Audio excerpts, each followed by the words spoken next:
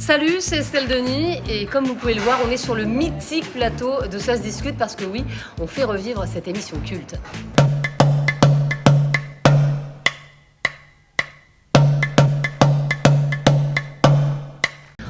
Cette émission culte, c'est des témoignages, c'est des tranches de vie, c'est des thèmes de société.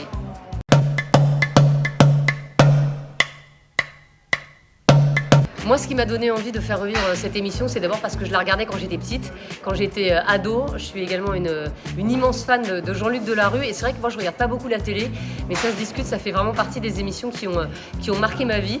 Et c'est vrai que quand on m'a proposé de présenter cette émission, j'ai dit oui tout de suite. J'ai même pas réfléchi en fait. J'ai dit oui.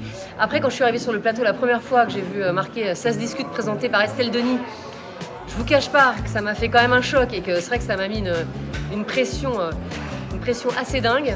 Et puis après, il y a eu le tournage, j'ai rencontré ces invités formidables, j'ai eu tous ces témoignages poignants et voilà, j'étais tellement heureuse de reprendre cette émission. Et puis je pense très fort à Jean-Luc Delarue, voilà, parce que cette émission, ça fait vraiment partie des émissions que j'ai adorées à la télé.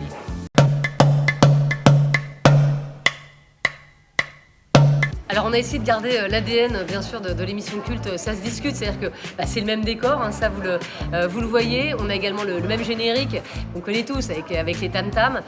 Moi j'ai eu la chance de récupérer la tablette, la vraie tablette de Jean-Luc Delarue, donc je veux faire comme lui en fait. Après j'essaye de mettre ma patte notamment sur la dernière séquence de l'émission qui est une séquence toute nouvelle puisqu'en fait on retrouve des anciens invités de Jean-Luc Delarue, donc 20 ans plus tard, qui viennent nous dire comment leur vie a changé justement en 20 ans, et c'est souvent des témoignages assez sympas.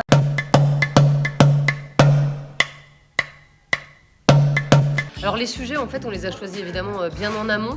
On a choisi beaucoup de problématiques, des problématiques qui avaient été traitées par Jean-Luc Delarue justement il y a 20 ans, mais finalement on se rend compte que ces problématiques, elles sont toujours actuelles. Quand on parle des fugues et des disparitions, ça arrive encore, il y a 60 000 Français qui disparaissent chaque année, donc c'est encore un thème d'actualité.